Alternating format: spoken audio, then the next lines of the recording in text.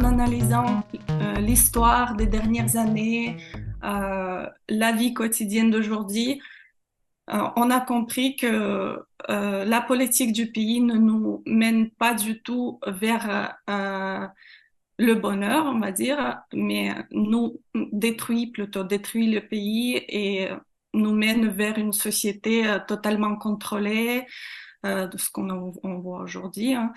Et à cette époque-là, il y a eu besoin de créer un parti politique parce que changer les choses dans le pays, on peut seulement par une participation dans la vie politique, donc influencer les lois, influencer les initiatives, etc. On a participé à toutes sortes d'élections aussi. Donc, à travers notre expérience, on a vu que comment tout est truqué, falsifié, que jamais une personne simple ne pourra pas, jamais elle pourra participer à la vie politique, que aujourd'hui on est sûr et certain que euh, les gens qui sont les hauts placés, ce sont seulement les gens qui ont pris le pouvoir et qui sont conseillés par les gens déjà haut placés. Donc, le pouvoir, il est complètement pris dans le pays. Donc, jamais une personne d'en bas pourra y faire partie.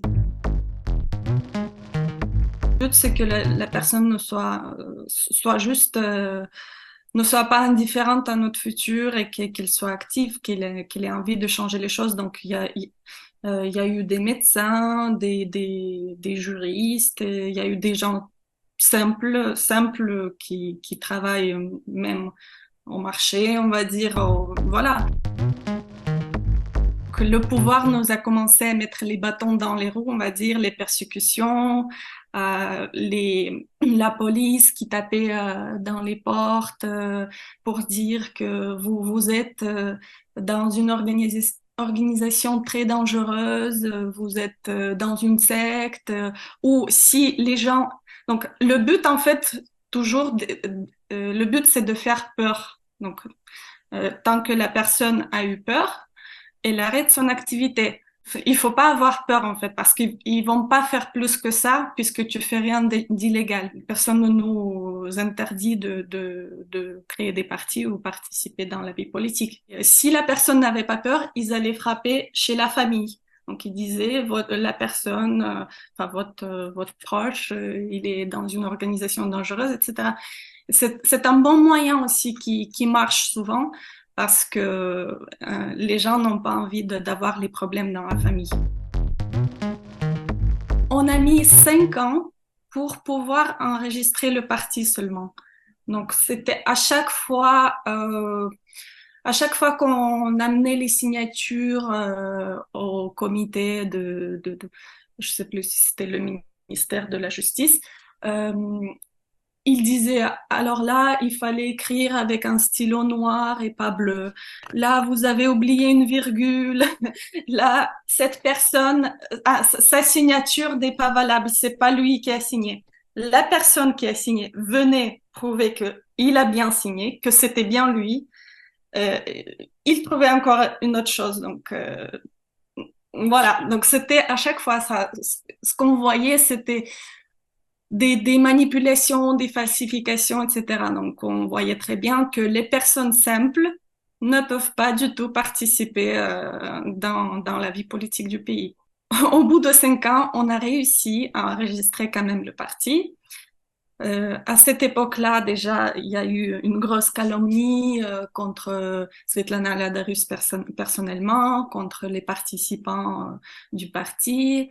Par exemple, elle faisait son émission à la télé de Samara sur sa méthode. Donc, elle parlait de la psychologie, etc.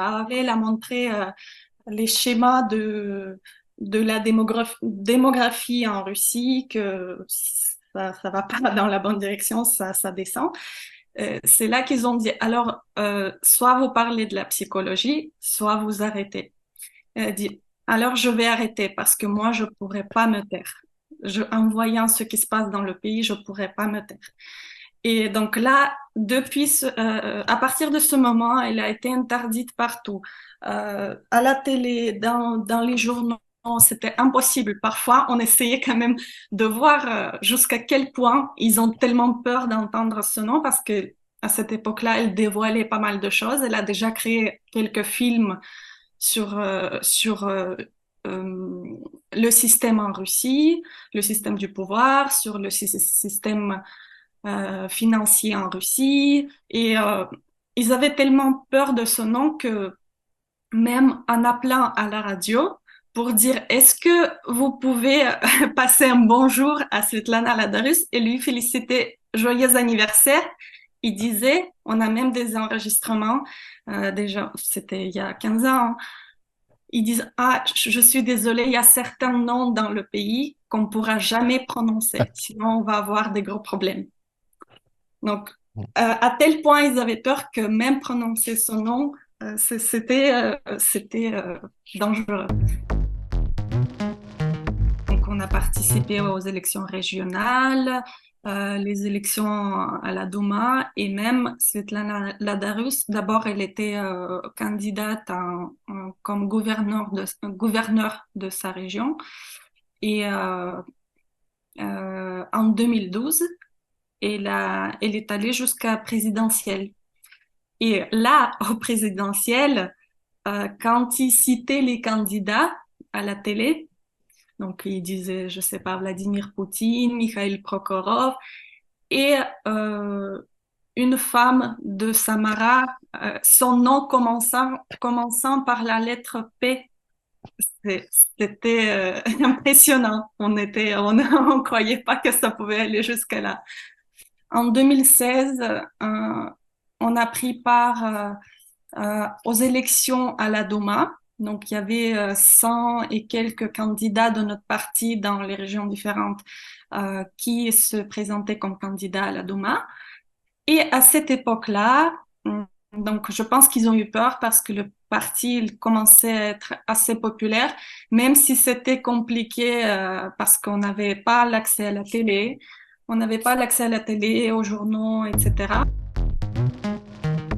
Le parti il était assez populaire et je pense que le pouvoir il a eu très peur que ça pourrait aller plus loin. Et c'est là qu'ils ouvrent une affaire pénale contre Svetlana Ladarus durant les élections. Ils ouvrent une affaire pénale contre Svetlana Ladarus, soi-disant qu'elle fait de l'escroquerie, etc. Comme d'habitude, hein, tous les gens actifs chez nous passent par ça, hein. Donc, ça nous en fait, aujourd'hui, quand on dit si t'es persécuté, si le système t'oppresse, ça veut dire que t'es une personne honnête qui vaut quelque chose quand même. Voilà. Et durant les élections, ils suppriment le parti de la liste des organisations politiques, ce qui est interdit d'ailleurs, d'après la loi, c'est interdit d'éliminer un parti durant les élections, sous le prétexte que dans un tract, ils ont trouvé de l'extrémisme. Donc, ce qui n'était pas vrai parce qu'après, euh, tous les experts ont dit il y a pas d'extrémisme dans ce tract. Mais déjà même les tribunaux, c'était impossible quand les avocats sont venus au ministère de la Justice pour dire voilà, on voudrait faire l'appel on dit, à cette décision du parti supprimé.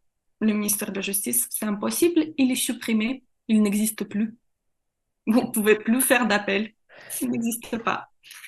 Voilà, donc c'était fini. À cette époque-là, oui, c'était un peu dur parce qu'ils ont commencé de fortes persécutions, comme j'ai dit, une affaire pénale contre Svetlana Ladarus, mais aussi contre certains membres. Et donc, bien sûr, une certaine partie de l'organisation ont eu peur, donc ils ont arrêté l'activité, mais bien sûr les plus courageux, les plus honnêtes, etc., ils ont continué à réfléchir ce qu'on peut faire maintenant. Voilà, donc on a passé 2 années dures entre 2016 et 2018. Cette fois-ci, on a créé une organisation qui n'est pas enregistrée dans la liste du ministère de la Justice. C'est légal. En Russie, c'est la loi fédérale 82 qui permet aux gens de créer des associations seulement par le protocole de réunion. Donc, vous vous réunissez à trois, minimum 3 personnes, et vous pouvez créer une association. À l'échelle du pays, par exemple, il faut être 3 représentants de chaque région. C'est 85 régions, dont 3 délégués euh, doivent être présents à la réunion du pays.